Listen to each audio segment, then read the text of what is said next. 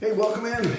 We have an awesome recipe here, meatballs that I got from Grok on X. And it's pretty funny. I thought, you know what, I'll check and see. We wanted to do meatballs for New Year's Eve. And I thought, well, this would be kind of cool to check and see what Grok says for a recipe. Got it. So I don't know, we'll see if, I'm not sure Grok is good at cooking, but we're gonna find out. Anyway, I've got some stuff here that I need to show you as far as things we're going to put in. I've pre-added pre-mixed rather, all the herbs and spices and so on that they asked for, that Grok asked for. And I got in right here, you can probably see, we're doing a pound of grass-fed ground beef and a pound of sausage, and we're gonna kind of mix that together. And it should be good. That's usually what I've done with meatballs, and I've had pretty good success with that. In addition, we're going to add in some other things, and to be specific, in here I have oregano, I've got sage, I have basil, salt, and pepper. I also have, what did we have here? Oh no, I'm sorry, this is the sage. So I did the chopping of the sage separately. The other stuff, you know what, this is mostly a simple channel, so I don't want you to jump through hoops. So you can use the dried stuff, so dried oregano. I also had basil too. It asked for some garlic cloves, but guess what? I'm gonna use the diced or minced garlic that we have out of the fridge, because you can. It said 2 cloves. Yeah, I don't know, I'm gonna guess. You can't really put too much garlic in. It also asked for breadcrumbs. I use something called pork, P-O-R-Q, because it is lower carbs, lower calories also than breadcrumbs typically. So as much as I like the breadcrumbs, the pork has worked really well and I enjoy using it. A couple of eggs. I didn't want to get into a problem with what color egg to use, so I went with one of each, our brown and white, and we'll look forward to using both of those, and we're gonna add all that in. And it said about a cup of Parmesan. I may be a little bit heavy on the Parmesan, but welcome to my world. I'm from Wisconsin, you know. You gotta have extra cheese. Okay, so let's start mixing things up. You can see I got my gloves on, use the sharp knife. Let's start talking about how we're gonna make this work for good meatballs.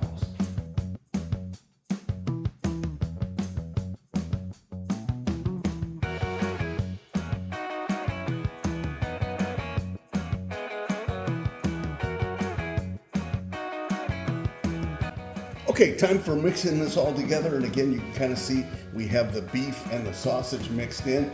And really, this is just everybody in the pool all at once. We just throw in all of those that I had pre-measured. We've got the sage right here. And one thing I wanted to mention, especially with sausage, you want to be careful because you don't want cross-contamination with some of the stuff you're using.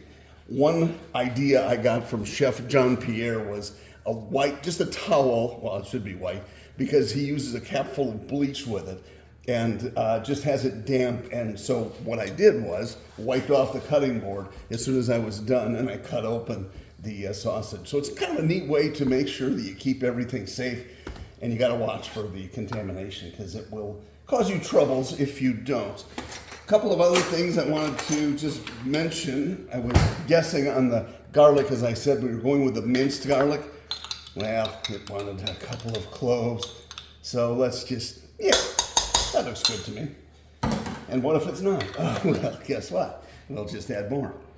So that's a good way to start with the garlic, easy enough to do.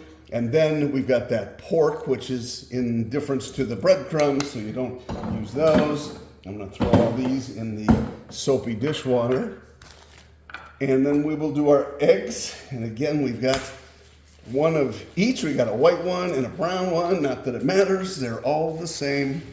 And they go right in our trash.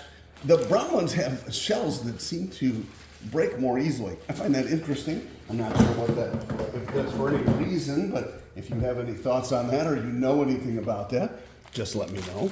And then some Parmesan. I'll probably save a little bit of this because I may have overdone it, but not by much. So you can see we'll just mix all this together. Yeah, here's where the gloves come in handy. If you happen to have your meats frozen, and these were not, they were refrigerated, it's going to take a little bit more time. So make sure you give it plenty of time because you don't want to have any frozen pieces as you're putting this together.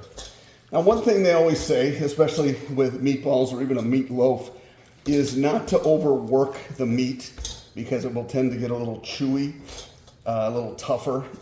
I don't know. I think they might get a little more dense, which is fine, and that's one thing you may want to avoid. But I don't worry too much about overworking it. I want it to be mixed well, so that when we form the meatballs, it's going to get them to, each one has some good flavor to it. So you don't want to overdo it, of course, but you don't want to underdo it as well.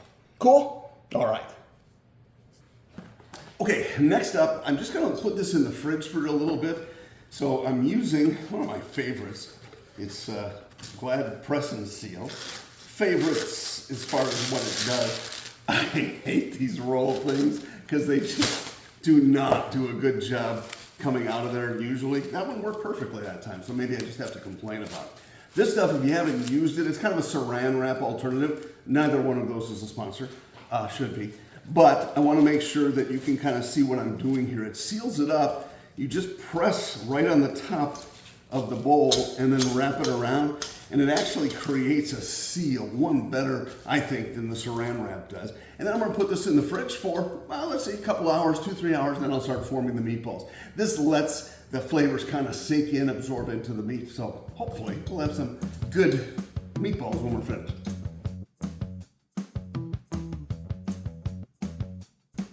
Okay, presto, gloves on, and we've got the meatball mixture, looks good, out of the fridge. So let's get started.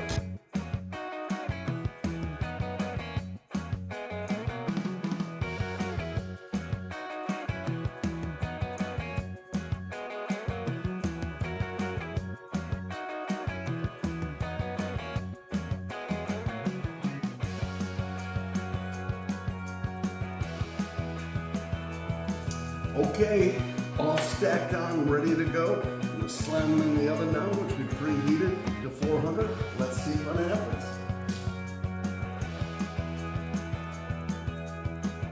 All right, let's see what we got.